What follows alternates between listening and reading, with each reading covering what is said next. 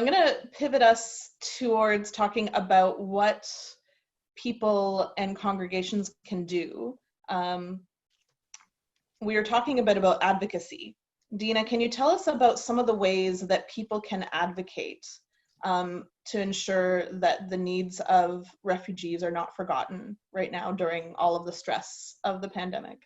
Mm-hmm.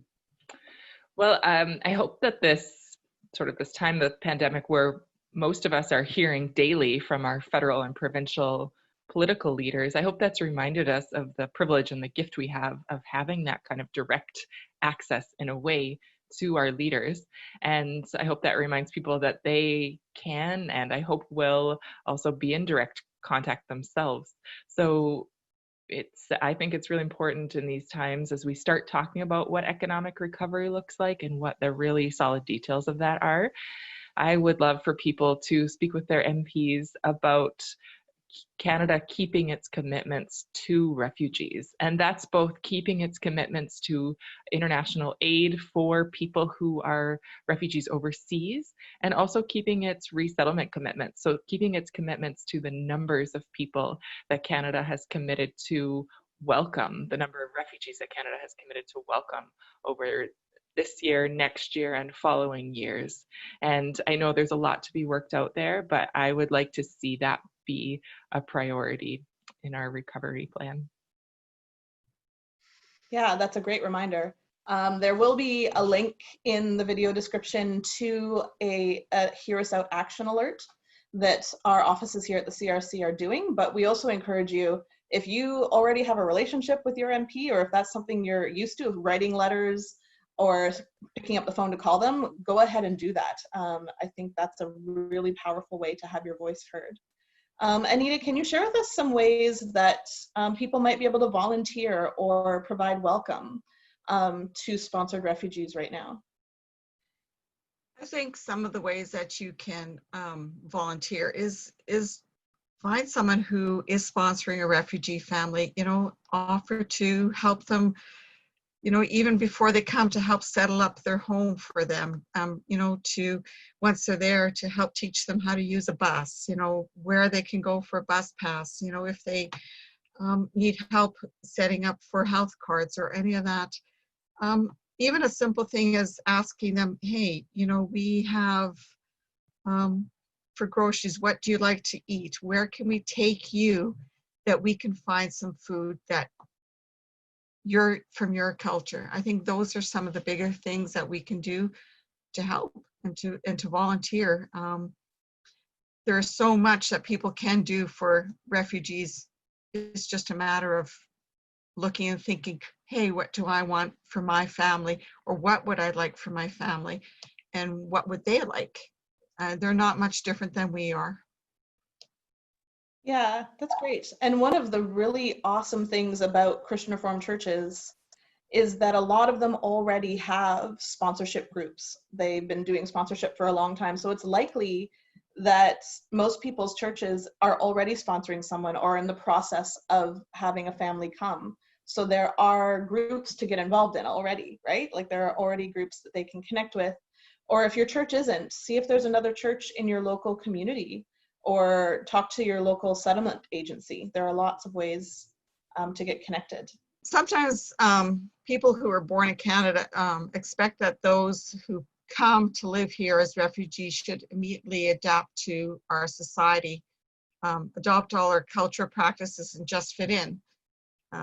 There's a lot of impatience with those who look or dress differently, who don't really speak English very well, or they have a strong accent, or perhaps cause some minor inconveniences because they're unfamiliar with how all things go in Canada. Once we take the time to see each immigrant as a person, and you get to know them and listen to their stories, you can't help but admire the courage to overcome hardship, learn a new language, give up meaningful work in a trade or profession, or take on the most basic type of work available simply to support their families. Practicing hospitality can offer wonderful opportunities to get to know immigrants. This is much easier once we recognize that our families also were immigrants at one time and succeeded largely to support from other people. Yeah, that's so true. Thank you for adding that. Dina, can you share us a little bit about how people can donate right now? Sometimes literally our actual dollars are the best way for us to support refugees. So how can people donate? Well, I'd echo a little bit of what you and Anita just said about who to reach out to when you're thinking about your money. So not just your practical volunteer support, but also your money, which is also very practical.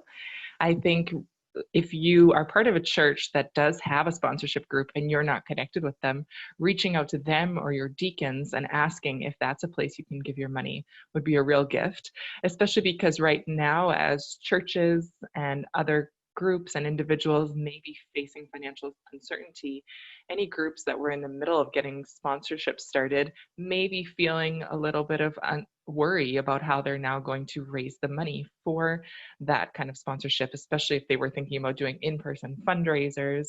So if your church or a church that you know is thinking about sponsorship, reach out to them and ask them if they could use your financial donation to assist them in that sponsorship. You can also reach out to your local settlement agency. So settlement agencies are supporting government-assisted refugees, but they do also offer supports for refugees who are privately sponsored and for refugee claimants. So you can also donate there. Most communities have at least one settlement agency, if not multiple, and they would also always be happy to be encouraged by your donations. You can also donate to World Renew's refugee program.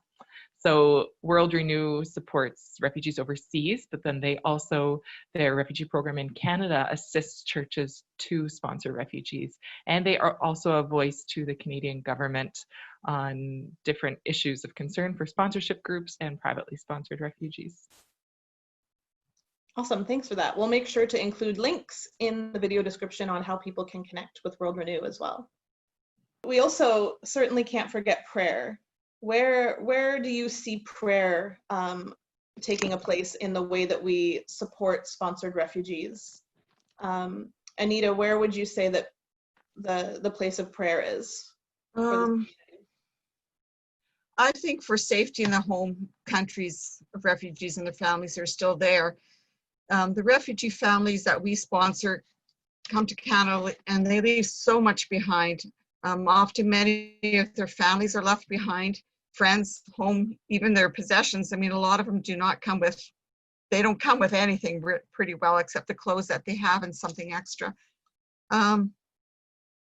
Sometimes the people of the sponsoring groups in Canada become so focused on the work and effort required to bring the families here to Canada that we expect the refugee families to be continually grateful for the opportunity to come to Canada.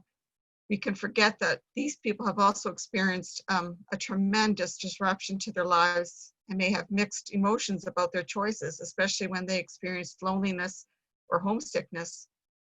The sponsoring families need to be aware of the difficulties that the refugee families experience and seek to understand their needs, praying for those who are left behind in their home countries.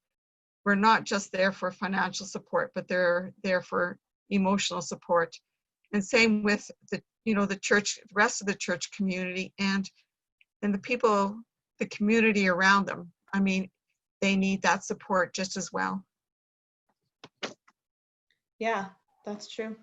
And Dina, do you have any areas of prayer that you think should be highlighted? Echoing some of what Anita said, and also just praying for comfort for those who are new here, praying for hope for them, that their hope will be restored about rebuilding a life here, praying for continued creativity among the communities that support newcomers here, that will find new ways to reach out beyond some of the restrictions that we feel, to be friends with, to walk with, and to pray for and support those who are new to Canada. Wonderful. Thanks to both of you for being here today, for sharing with us and helping us know a little bit more about how we can support sponsored refugees during this very interesting time. So we invite you who are viewing this video to consider some of the suggestions that Anita and Dina shared. Again, check out the description below if you want to know how to connect with World Renew or some of the other resources that we mentioned. And yeah, thank you so much for celebrating World Refugee Day with us.